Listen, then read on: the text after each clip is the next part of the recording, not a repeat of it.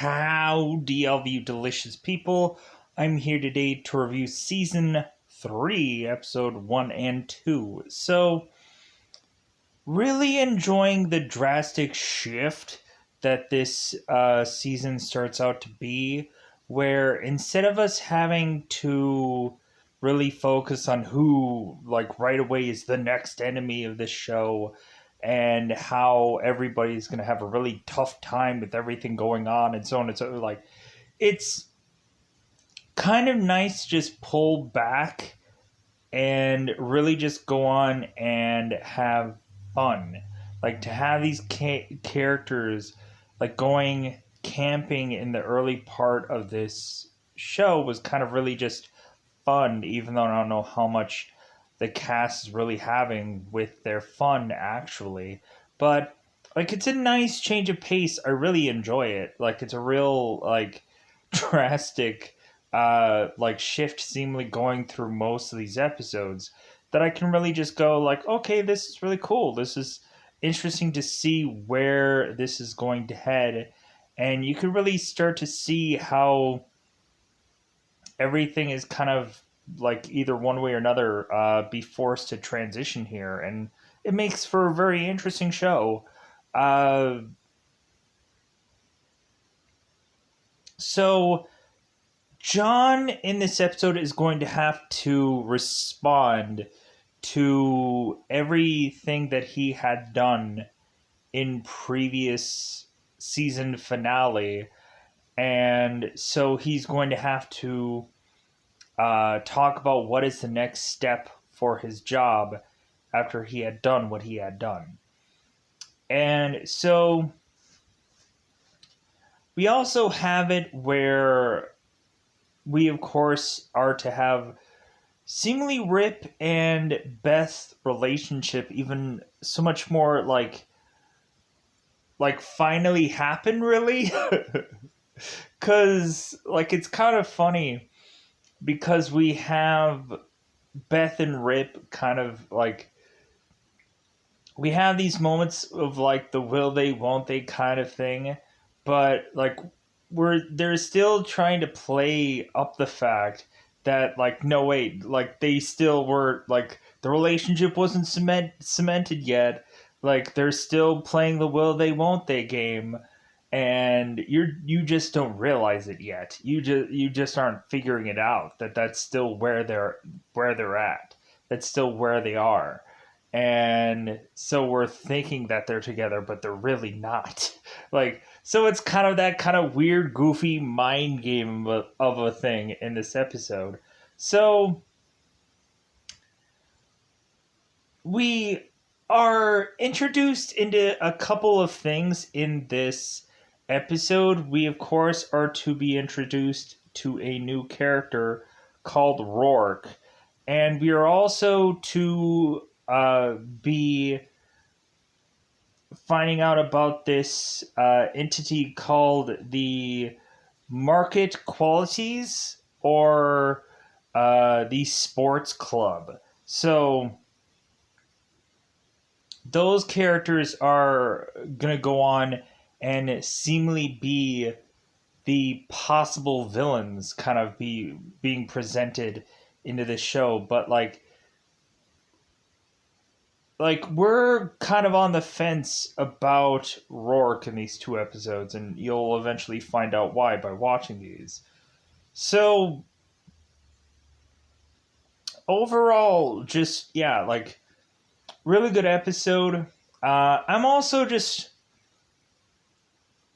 interested in just kind of understanding when Rip is to finally go and talk to John in this show.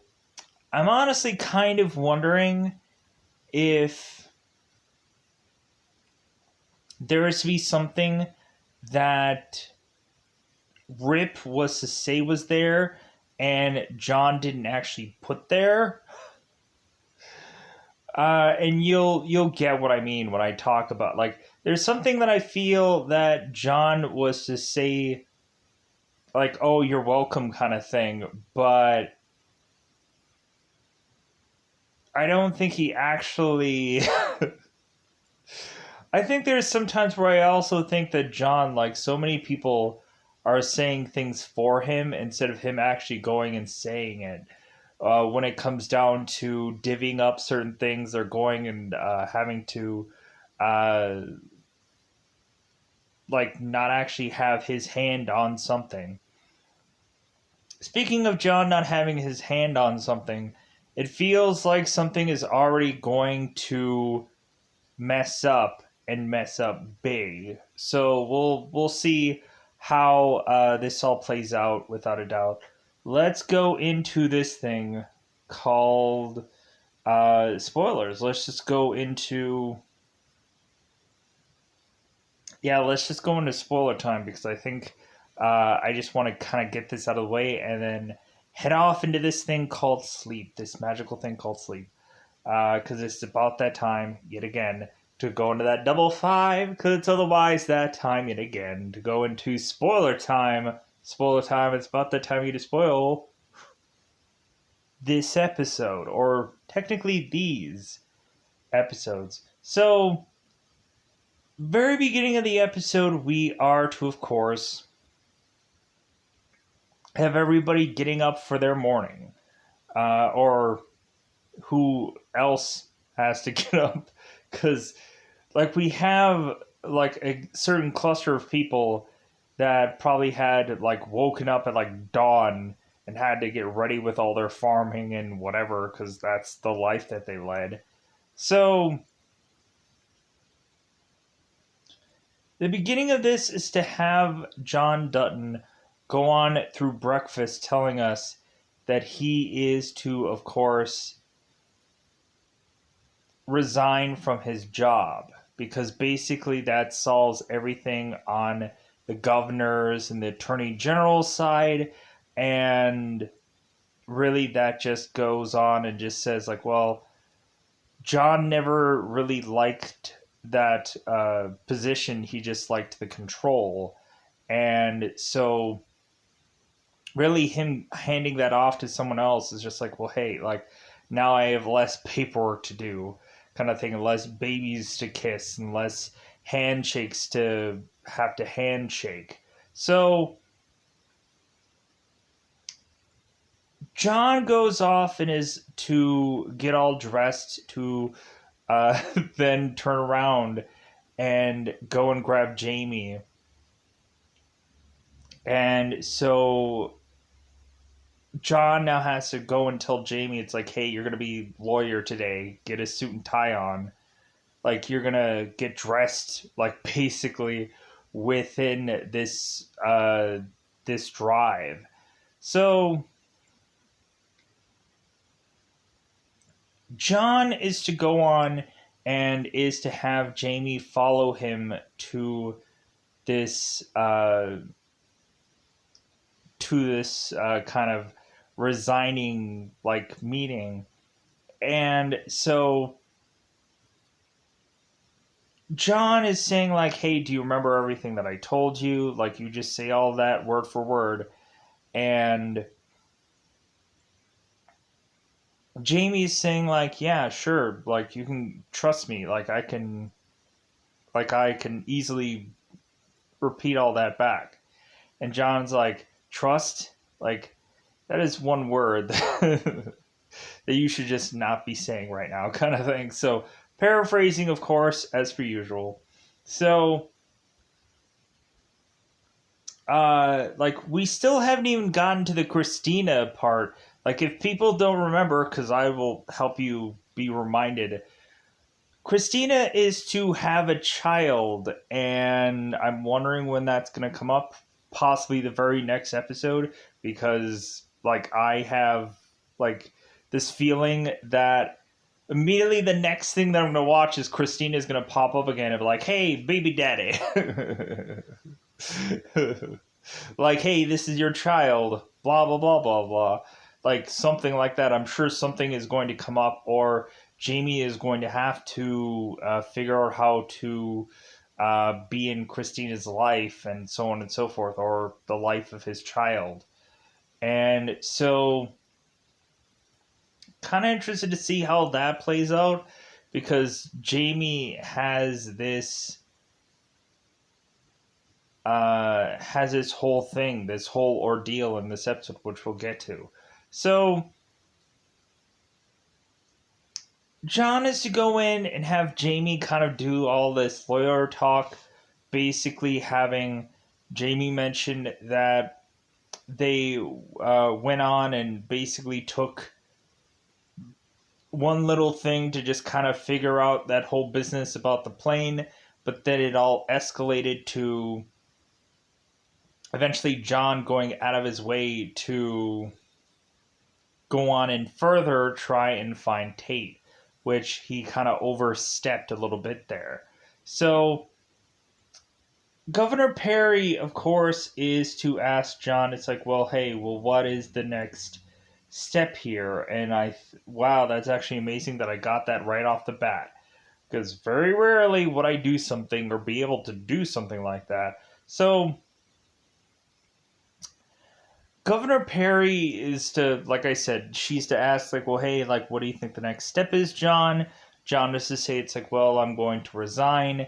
And so Governor Perry's like, well, great, that kind of covers everything on our end. And the attorney general is like, yep, me too. So John, of course, is to resign, and Governor Perry's like, well, hey, like, do you know of anybody that you're going to have take your place? And so John is like, well, no, like, give me by the end of this week and I'll figure it out. So,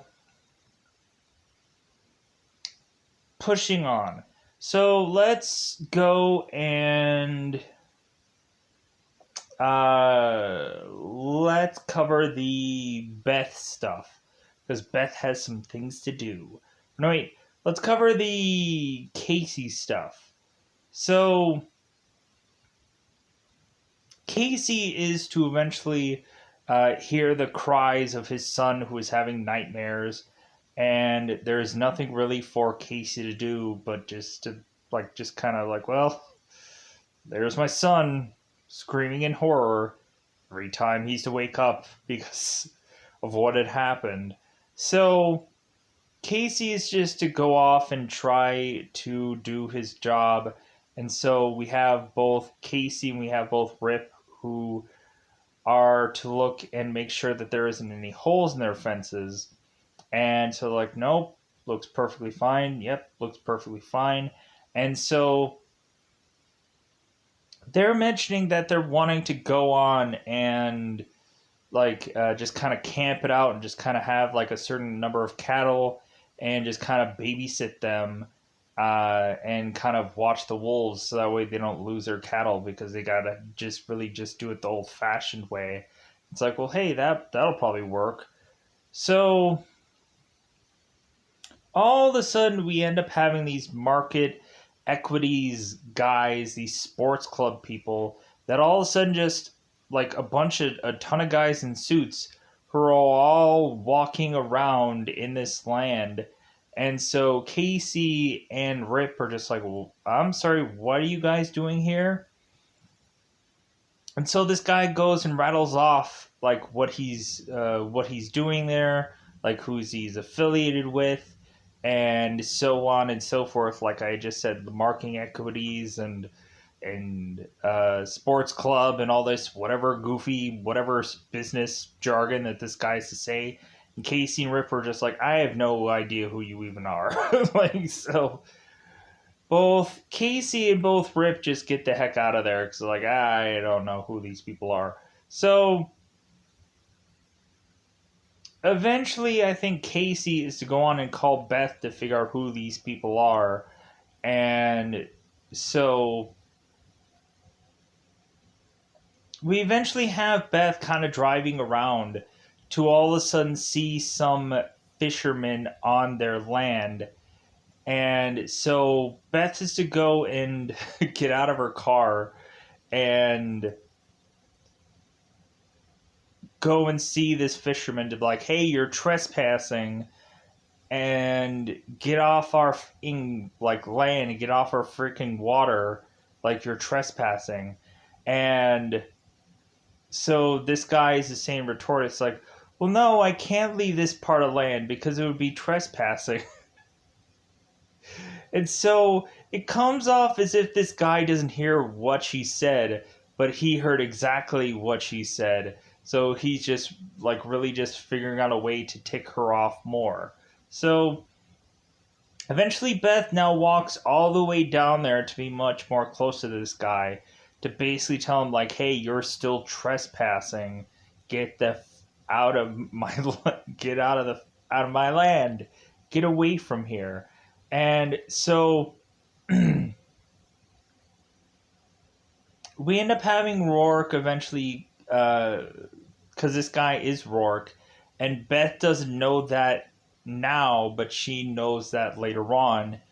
When eventually she finds out that Rourke is actually tied to these whole sports club market equity people, and then so Beth has to go right back to talk to this guy again because she is to find out with both Bob that these market equity people, I guess since they had taken over after Jenkins had, of course, died, they kind of are moving in and kind of going on and buying up a bunch of land. And so Bob is kind of telling Beth, like, buy like crazy because these people are going to try and steal everything. So Beth is trying to figure out what the heck that these people are wanting to try and build.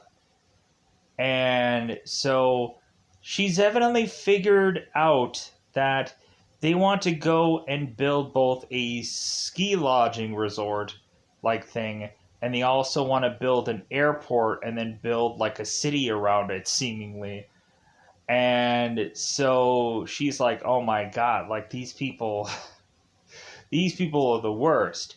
And so we end up having Bob give Beth a name, and then so eventually Beth is gonna go on and look this up, and she's like, "Oh my god, I know this guy! Like, I just tried to like kick him off my freaking lawn like X amount of hours ago." So Beth is to now go and drive all the way to talk to Rourke. And so Rourke is just like, I'm sorry, like this guy is basically like Bruce Wayne in a sense, where we have like Bruce Wayne and Wayne Enterprises, where Bruce Wayne doesn't really need to show up to the board meetings to have Wayne Enterprises just kind of continuing to run smoothly. It's just the fact that a lot of times he can have his own seat, of course, that they're just kind of like leaving for him whenever he wants to go and sit into it. And then he can yay or nay whenever he wants. But like really it's just this whole company is just going to run without him kind of thing. And so when Beth goes there and talks to him about like, hey, like you guys are building obviously XYZ things, and so like we need to come to some kind of deal here. And so Rourke is kind of really getting under Beth's skin because I think both Rourke and Beth are kind of like one of the same kind of person. So Rourke is to go on and say it's like, well, what, like, why do all these people want to become ranchers? Like, why don't all these people want to become rich? Like, like if anything, because Rourke is probably gonna buy up all their land and make them filthy, stinking rich instead of having them to be filthy, stinking ranchers, so to speak. So like that's the kind of the funny analogy that I have to go and do here. So, or the kind of the funny, goofy way about things that I have to say here. So, when Beth is to get so frustrated with Rourke that she's not going to be able to work with him because this guy like wouldn't have worked with him anyways. So Beth goes and Rourke is to mention like, hey, like plant a flower before you leave, basically saying that like, hey, you're probably gonna have to end up coming back here, so you might as well just plant a flower to see it grow. So what Beth does instead is she goes and takes her car and sees the number of flowers that Rourke evidently had planted and is to run them over. And Rourke goes out there to see that Beth had done that, and he's just like, man, I'm going to really like her. so, uh, so now we transition on to, of course, have John, who has now resigned from his job. And so now he's decided, like, well, you know what I'm going to do? I'm just going to friggin' camp out in my own land. Because we have all the field hands, all of, like, Jimmy and Lloyd and Ryan and Colby. Uh, Kobe's not in here. Where is... Oh, there he is. I'm like, where is the Kobe? We have all the guys going and putting together this, I'm assuming this this barn. And so they're exchanging all these jokes. So Jimmy ends up having this joke about this guy who is to have a lot of land, and like the ending of the joke is that sometimes it takes so long to get to one part of the land to the other, and Jimmy's joke is that like, oh yeah, I used to have that kind of truck too. Where it's just like a horrible truck that you're kind of driving through certain parts of land, and that's why it takes you so long. So we end up having one other joke that I think Ryan ends up saying. Ryan. I have to second guess that. And I guess the kind of the speaker for these sports club guys, I guess his name is Ellis Steele. What kind of X-rated movie name is that? Like it feels like that feels like a kind of freaking name. It doesn't sound like either that or it sounds like a really old fashioned like action movie freaking name. Ellis Steele. Man, that's interesting. So Ryan is randomly. So Ryan is to have this joke about that a guy had realized he is going to have cancer, and he has cancer head to toe. And so the joke of it is that this guy is to go on and meet a certain kind of woman and these kids. And the reason he's going to do that is because being with those people are going to make his life seem like an eternity. And like, oh, that's hilarious. Oh, you got me. Like, yeah. So we go on, and so Rip is kind of telling all these guys as he's coming in, like, hey, you guys are messing around. Like, come on. Like, we have a lot to do today. So we also have at one point where both Rainwater is talking to, uh, I think it might be Mo. Yeah, I think it might be Mo Brings Plenty.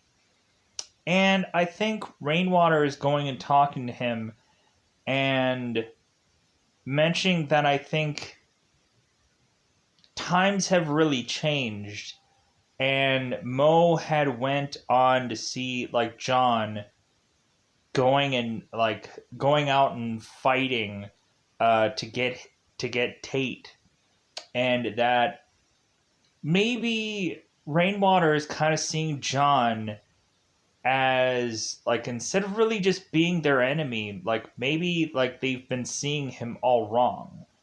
And Rainwater is like, well, wait a minute, like, do you seriously want me to have me team up with John? And so Mo Plenty's like, or Mo brings Plenty.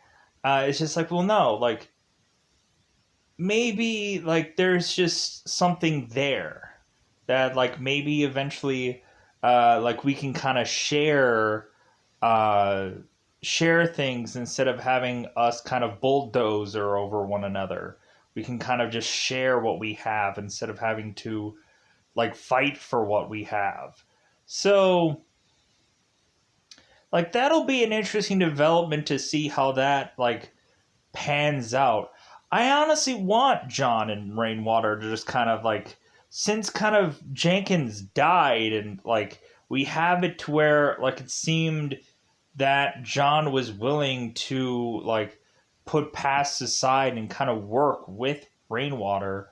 Like it feels like there's like change happening where we could really have these two working together, and that might be a fun thing to see somewhere down the road. So we end up having it where John and Monica are kind of like up late at night. And so, like, Monica is to not to know where the heck any part of this house is. Like, she's just like, yeah, I don't know where I'm going. And John's like, neither do I. Like, like this house is so big, like we don't know where anything is. Like even John, who's probably lived here all of his life. So we have it where Monica is to go on and is to uh, eventually ask John to have Tate go with him on this little camping thing that they're going to do. So that way maybe he can see like stars or whatever before he goes to sleep instead of like just thinking about all the horrible things. Like, plus we have it where like the John and Tate interactions are just gold anyways in this show, just like better than anything else that's kind of going on. Hence why like we had the Beck brothers who's trying to pull that away from us, those golden nuggets of just interaction between John and Tate. They were trying to pluck that away from us. Like that's what was really going on there. So yeah, so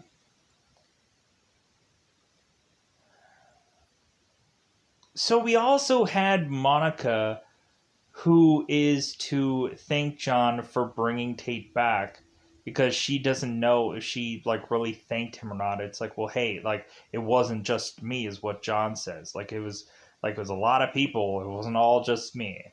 So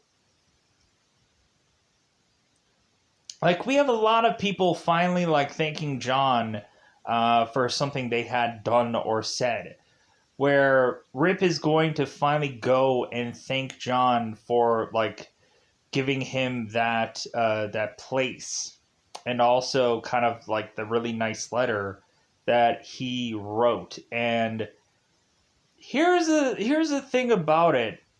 I'm kind of wondering if John didn't even write that note. I question that. Like, did John write it? Did John not write it? Because I'm wondering if Rip was to say like what all entailed about that letter, whether John would agree to all of that he said all of that or not. Like, I'm just kind of curious, and I'm wondering if that's ever really going to come up. Probably not, because it seems like Rip and like John, like they they'll talk, but like they don't like I don't think they like really in deep talk like stuff like that, I think. So like every once in a while like they talk about things, but they don't really talk about things. Like if anything, it's always to be like some kind of objective or whatever. It's not about like, hey man, like feelings and whatever, and like they don't usually seem to talk about that a lot. Because there's always so few short conversations with them. So like it would be interesting to just have Rip have a different kind of perspective than John does about things. Like to just kind of see like how Rip feels about a lot of stuff, which you get that from time to time, but I don't think we get that enough in the show. Where usually John leans a lot on his kids a lot. So now we have that whole new livestock commissioner character position that we have to fill. And so John is going and sitting with Casey and telling him that he is going to be the new livestock commissioner. And Casey's like, no, I'm not. Like, I came back here to run your ranch, but that's all I'm running. Like, I'm not going to do anything else. No. Like, that's what I want to do, and that's what I'm going to do. Casey doesn't see himself as a politician because I'm assuming that guy is never going to throw on a suit and tie unless it's a funeral or a wedding or some other kind of, some kind of other like thing that he needs to like dust out a suit for some random specific holiday or something. So we of course have John just going like, well, okay, Beth, and Beth's like, no, like I don't want it either. So that only leaves one more kid of yours, and John's like, I don't trust him. And so Beth is just like, well, it's not about trust. It's basically about how, like, you can use him. Like, he's gonna basically be your puppet kind of thing. To where, like, whatever you want him to do is whatever he will do. So that's all that really matters. And so John is just like, okay, that might work. So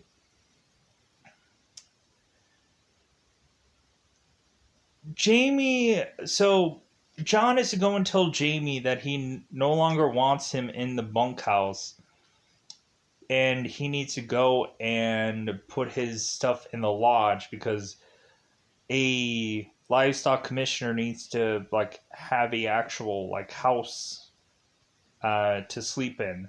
So we eventually have it where John is to go and tell Rip that he is actually going to be in charge with everybody in the bunkhouse. So, like, Rip can start to make decisions like hiring and firing people. And so, within the next episode, we have Rip who is to go on and eventually hire a girl named Teeter, but I think she pronounces it Tater. So when and this girl is to be really interesting. I want to see how this all plays out. And I think that they also went on and kind of gave us closure for Avery also, where John and Rip were talking about Avery and how Avery just wanted to just eventually leave.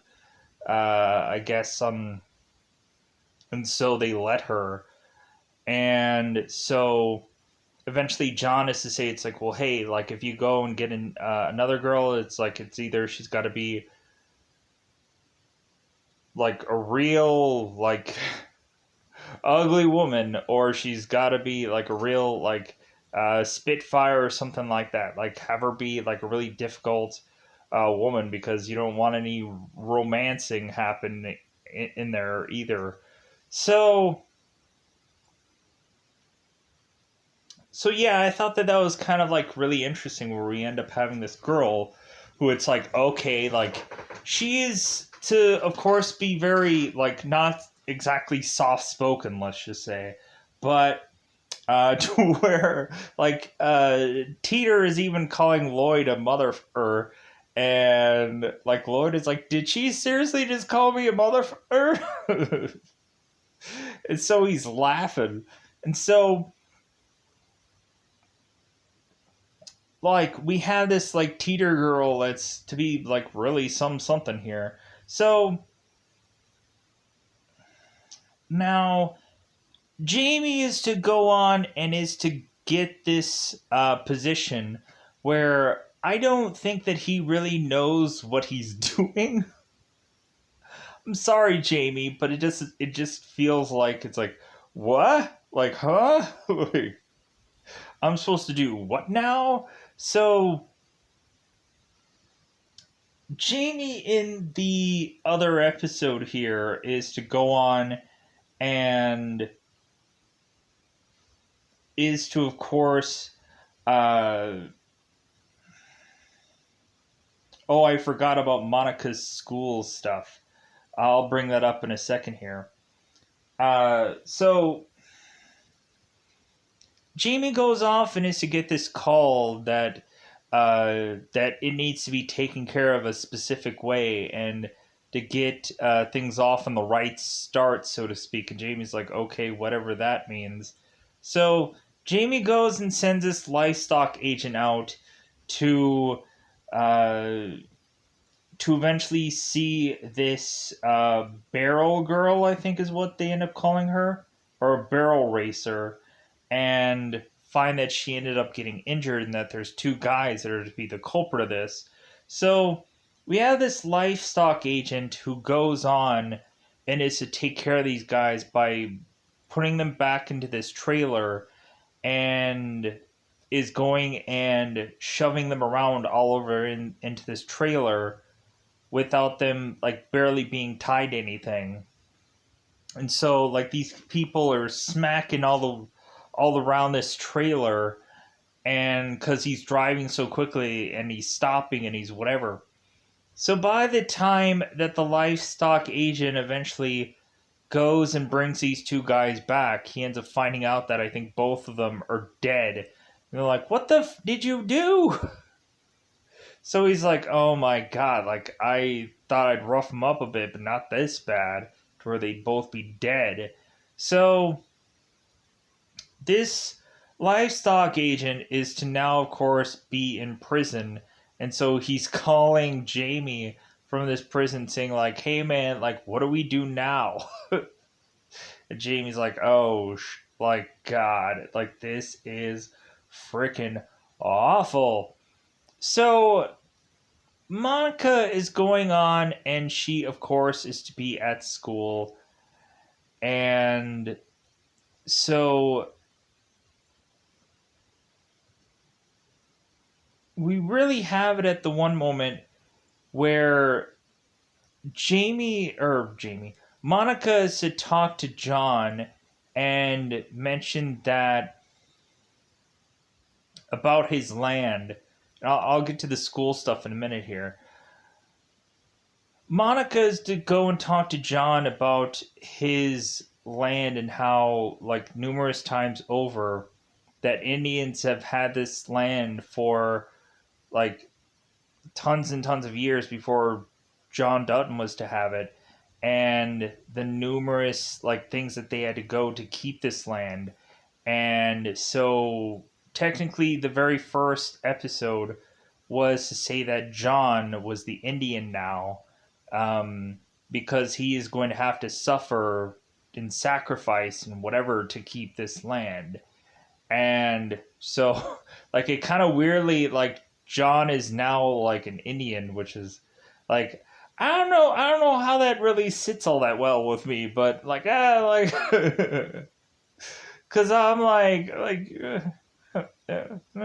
anyways, uh, like anyways, pushing on. But so Monica is to eventually also uh be going off and wanting like Casey like right in this woods somewhere, while like where they're tossing off all their clothes into this woods and just kind of going at it. To all of a sudden like this wolf has just kind of watched them to where like Monica's like, well, hey, what should we do? And Casey's just like, well, hey, like he can either watch or whatever. I don't care. So till eventually Casey in the other episode is to eventually go and see the wolf and kind of mention it's like, well, hey, like uh, you better not come and try to get my cattle or I'm gonna kill you. So like like I'll give you the forest if you give me this patch of land here.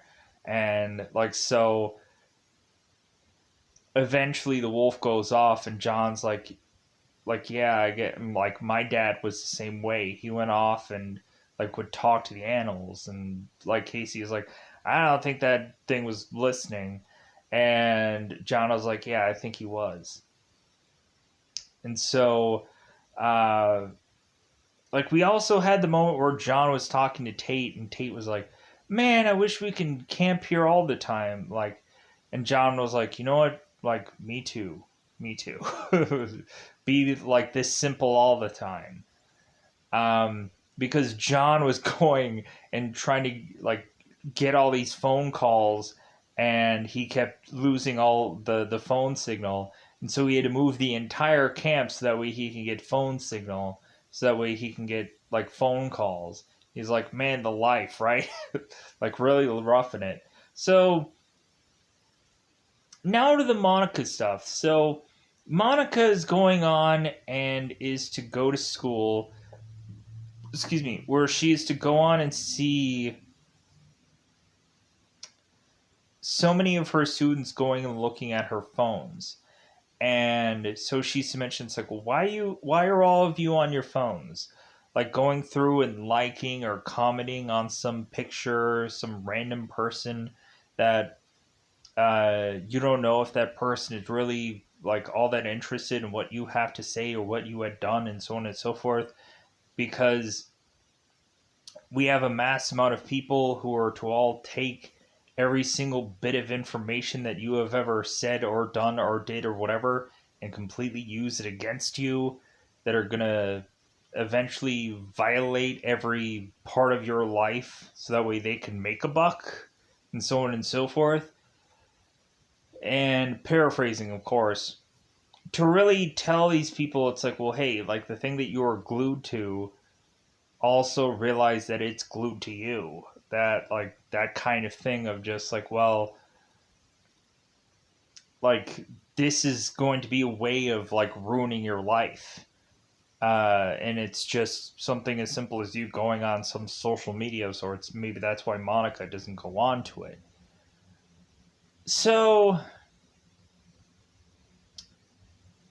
we eventually have Casey and Monica kind of sleeping together, and it seems that Tate is to finally be able to rest his eyes and be able to sleep because of the one conversation that both John and Tate were to have, where Tate was to go on by the fireplace and was to mention about his dreams.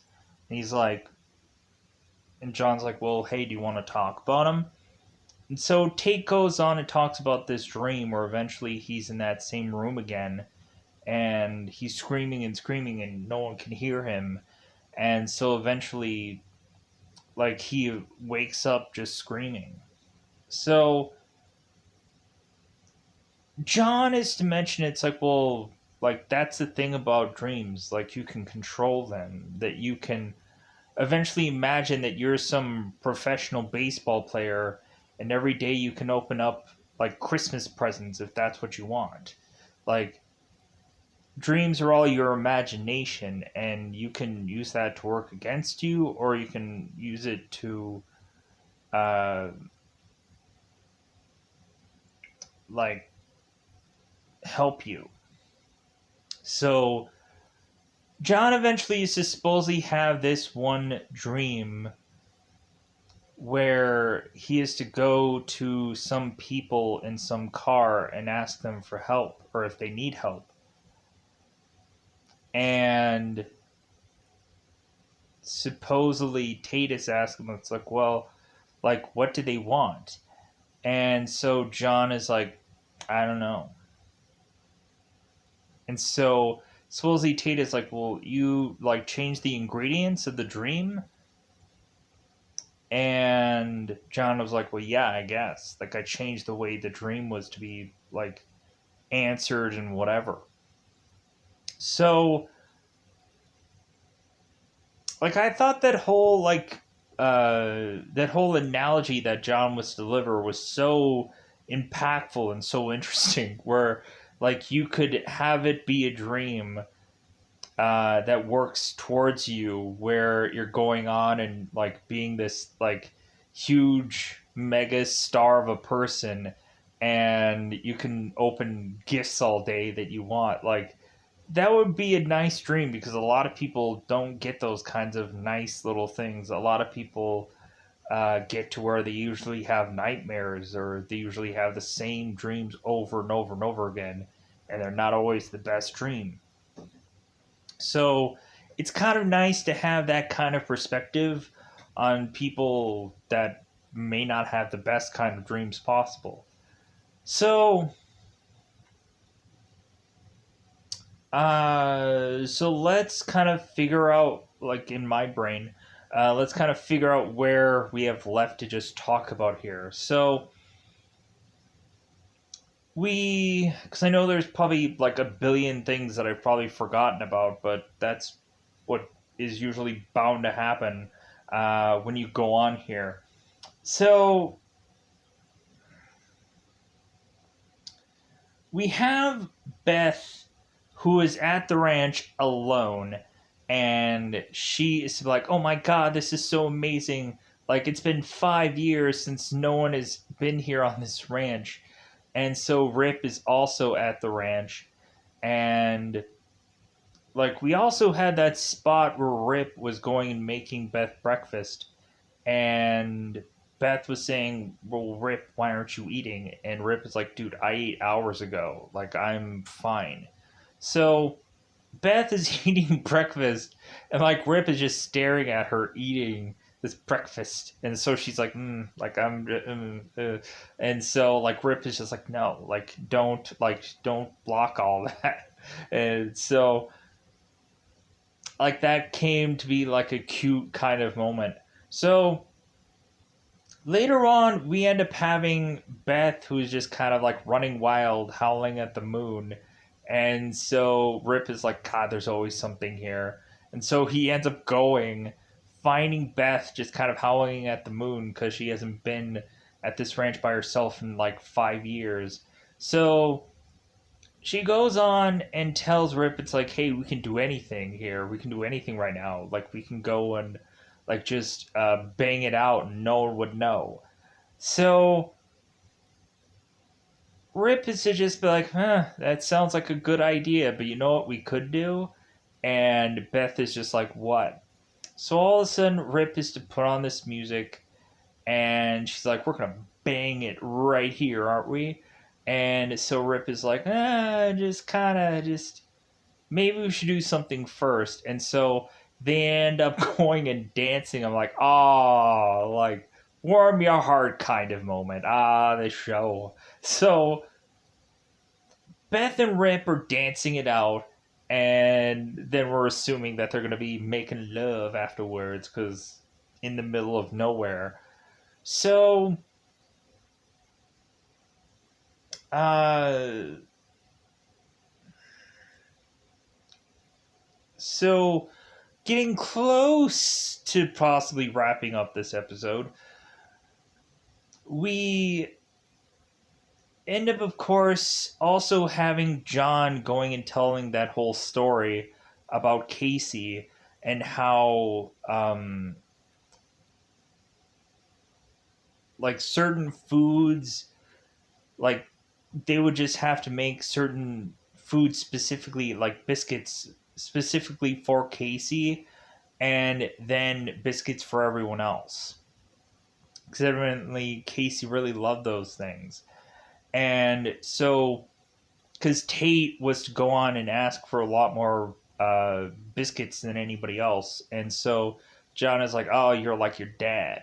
So eventually, Casey was to go on and consistently ask his mother about how long that the biscuits were going to take. And so his mother, of course, Evelyn, was to say it's like, well, like 30 minutes, 30 minutes, 30 minutes. Like, so, and they'd be doing that for seemingly hours. And so, or like an hour supposedly. So we go on and find out that really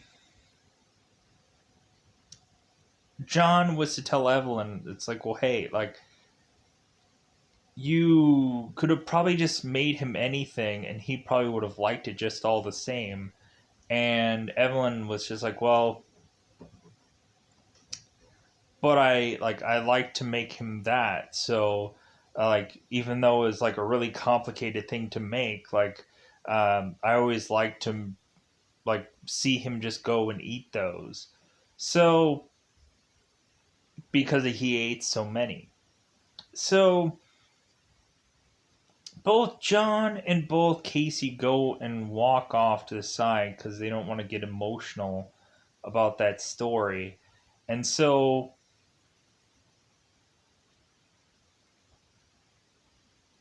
we we end up having both of them like talk a little bit afterwards.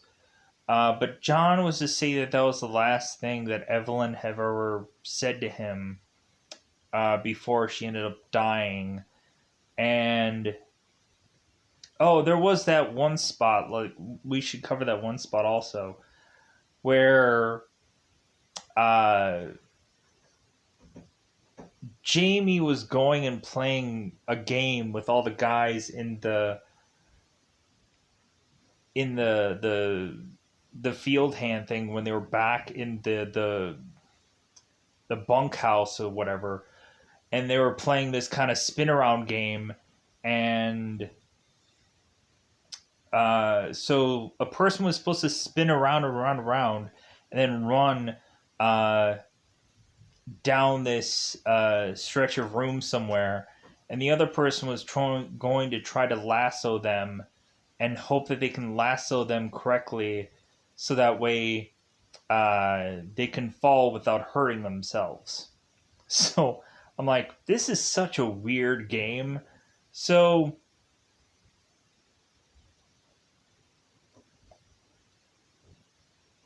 let me pause here for a second. All right. So they end up having this lasso game, and so Jamie is up because he has to supposedly pay his dues, and so Jamie ends up going up, and so I think Ryan ends up roping him in and just kind of knocking him over. So Rip is like, "Hey, like, freaking, what are you guys doing? Don't you realize that you have to be up in like an hour from now?" So they're all just kind of having fun and just messing around. So, uh, so yeah, we also had the one moment where the sports club guys, the market equity people, were going after Rainwater, and were going on and like telling him what all is going on. And so it seems that Rainwater is to be in some hot water right now, and we'll eventually see if Rainwater goes to John and just be like, hey, like, these guys, like, they're messing up my stuff. So we'll see how that all plays out, or maybe Rainwater can rescue himself out of that whole ordeal. I hope so. Um, but like, it seems like the episode was to eventually say that Rainwater might be going and teaming up with John, maybe to eventually mitigate this whole market equity people, both either Rourke or these guys in these suits. Uh, and it was kind of funny when uh, they were to ask about the guys in the suits. Who are the suits? Who are they? What is really left here to talk about? I'm sure there's a mountain of it because I'm like, it's two compiled episodes of stuff to talk about. Uh,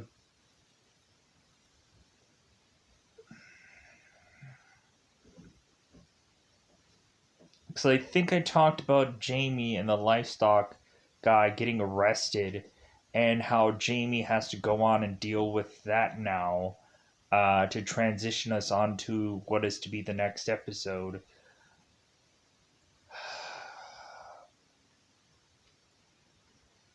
And I talked about Tater, talked about her getting hired, where eventually they're kind of looking at these new hires, and Rip is to immediately like be like, yeah, I'm gonna hire that girl, because she's Texan, and so she ends up having a smart mouth and talking to both Rip and Lloyd and mother effing both of them. So he's like, hire this girl, and so Beth is to, of course, say, it's like, well, hey, like, you hiring that girl? And Rip is like, heck yeah, because she works twice as hard and she'll eat way less than any of the guys will, and that's why I'm hiring her.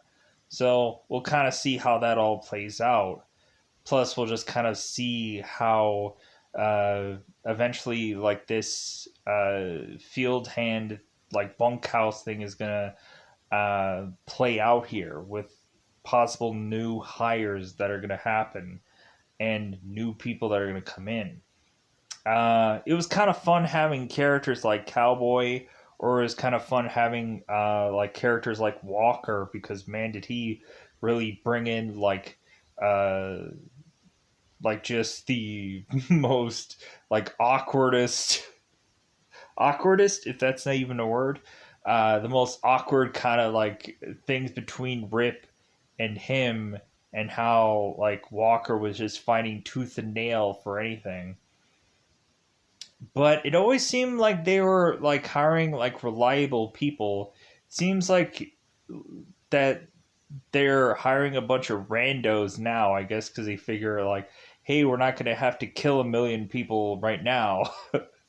So we might as just well hire a new person on and eventually have them figure out that we're killing people here, and then we'll see how that plays out.